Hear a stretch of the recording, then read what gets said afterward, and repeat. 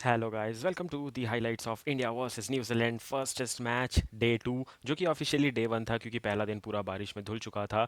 बहुत ही तेज़ fast track mode में ये टेस्ट मैच चला, जहां टीम इंडिया और हम सारे देशवासी काफ़ी ज़्यादा निराश हुए परफॉर्मेंस से। टीम इंडिया ने जीता टॉस और किया बल्लेबाजी का फैसला, जो कि एक रेट्रो अपना चलता आ रहा है कि हम करते ही बल्लेबाजी हैं, बट ये कंडीशंस बॉलर्स के लिए फेवरेबल थी। जैसा कि मैं आपको हर सेशन के अपडेट में बता रहा था, क्राइस्ट चर्च वेलिंगटन जैसी पिच देखने को मिल रही थी। न्यूजीलैंड को न्यूजीलैंड जैसे पिच इंडिया में बैंगलोर में मिल गई थी और कंडीशंस और ज़्यादा फेवर कर रही थी उनको। सबके बारे में डिस्कस करेंगे क्या कुछ घटा।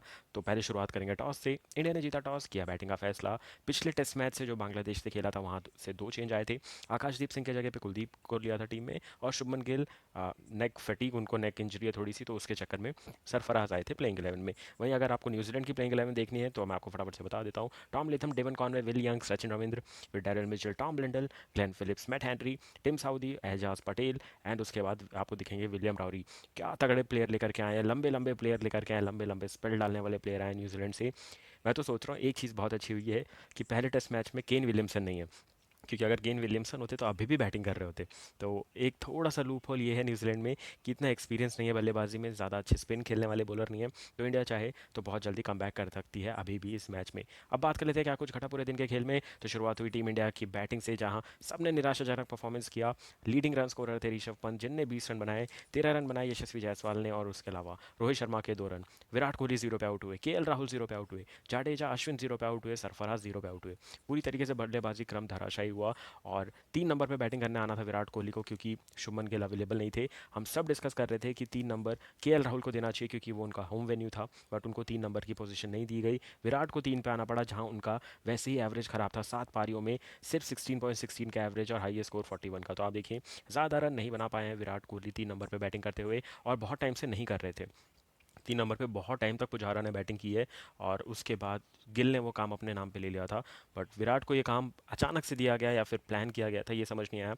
बट उनकी स्पेसिफाइड जगह 4 नंबर थी, जो कि थोड़ा सा सफल हुआ और पूरी टीम को उसका खामियाजा भुगतना पड़ा। और बहुत सारी चीज़ें होती हैं प्लेइंग 11 में, एक बदलाव से टीम में थोड़े लूप होल नजर आते हैं। सरफराज को भी डायरेक्टली ऐसी पिच पे खेलने को मौका मिल गया, तो लोग उनके लिए भी नेगेटिव कमेंट कर रहे हैं, बट गलती उनकी नहीं है।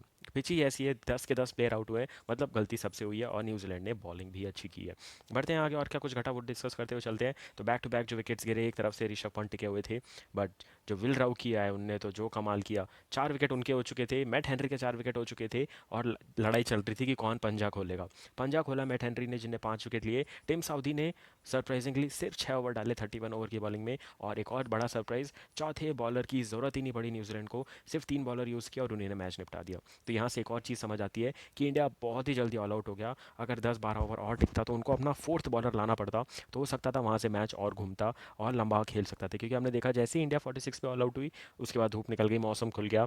पिच बहुत ज़्यादा डार्क ब्राउन दिख रही थी, क्योंकि मॉइस्चर एब्जॉर्ब किया हुआ था उसने। वो धीरे धीरे सारा मॉइस्चर धूप ने खींच लिया अपने तरफ, सूरज ने खींच लिया, और उसके बाद पिच बहुत अच्छी हो गई बैटिंग के लिए।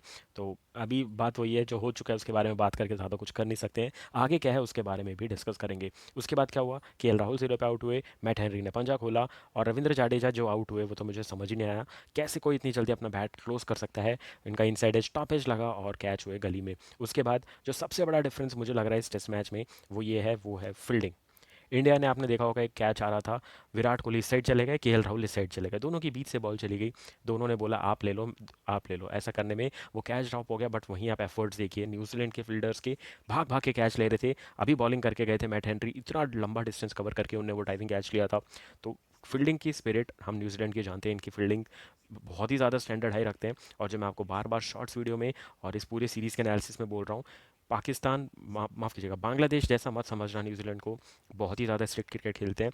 और इनकी क्रिकेट में सबसे बड़ी खासियत क्या है कि अगर आपने सोच लिया कि आप शेल में रहेंगे और रन नहीं बनाएंगे, तो आपको पूरी अटैकिंग बॉलिंग करेंगे। बट अगर आप पिटाई भी कर रहे हैं तो भी ये ट्राई करते हैं कि हम पिटाई नहीं खाएंगे, हम रन रोकने नहीं जाएंगे, हम हमेशा विकेट बचाने जाएंगे और विकेट लेने जाएंगे। तो इसी तैयारी से हमेशा से उतरती है यहाँ पे न्यूजीलैंड की टीम, और वही कुछ करती हुई नजर आई। बट 46 पे ऑल आउट होकर इंडिया ने जो सुर्खियाँ हासिल की है, क्योंकि ये बहुत ही ज़्यादा लोवेस्ट स्कोर है। इतना तो हमने वनडे में नहीं सोचा, जितना छोटा स्कोर अभी T20 में भी नहीं बनता। 49 T20 में लोवेस्ट स्कोर है यार, 46 टेस्ट में बने, तो मतलब थोड़ा सा टीम इंडिया ने पक्का डिस्कशन किया होगा, बट अब कुछ कर नहीं सकते। करने को वो ये 3 दिन का क्रिकेट बचा है, जितनी जल्दी मैच पलट सकते हो पलट दो।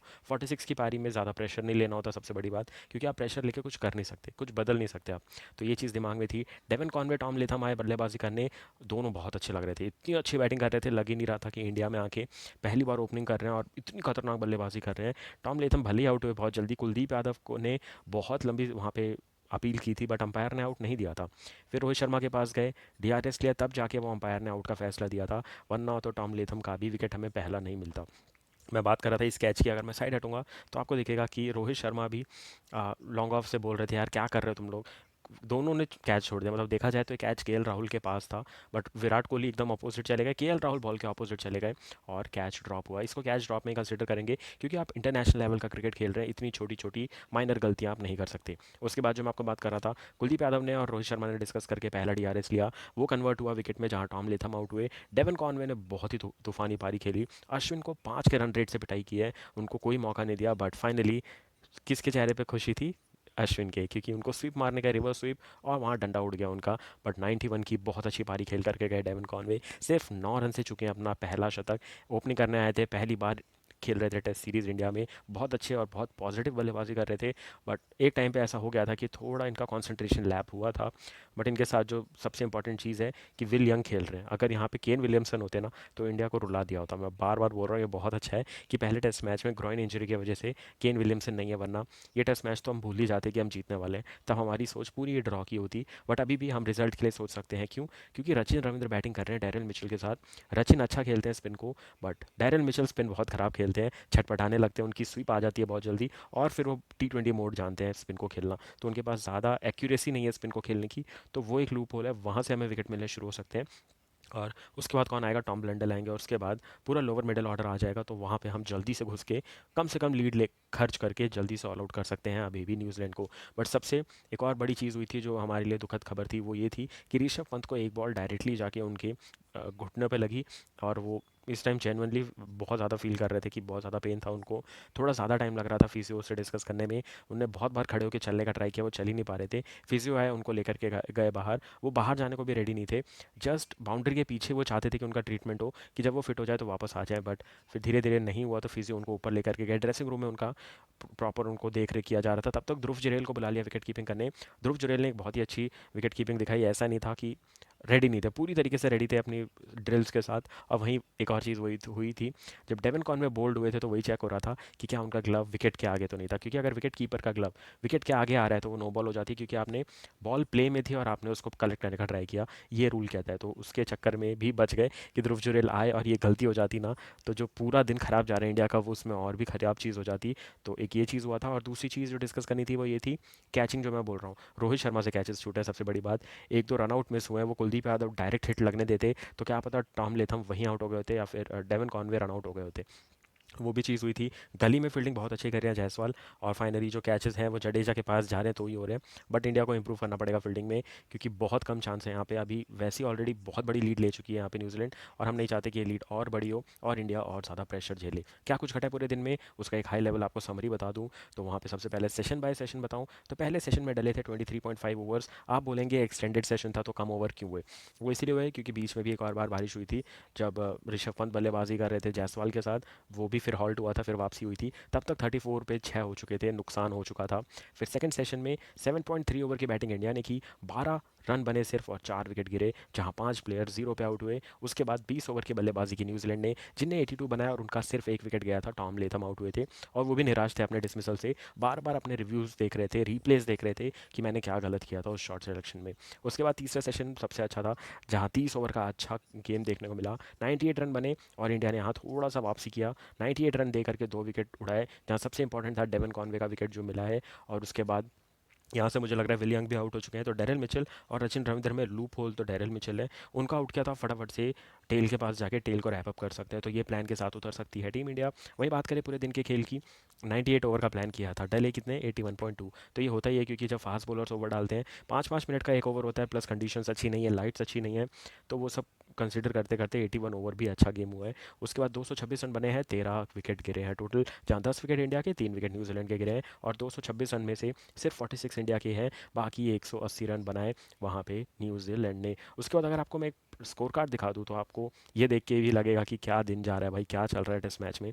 तो ऋषभ पंत थे लीडिंग रन स्कोरर 20 रन के साथ, 13 जायसवाल के, 4 रन सिराज के और 2 रन रोहित शर्मा के, 2 रन कुलदीप ने भी बनाए थे। 49 पे आउट हुई थी इंडिया, जहां मैट हेनरी ने 5 विकेट लिए, 4 विकेट लिए राउरी ने, एंड 1 विकेट मिला था यहाँ पे टिम साउदी को।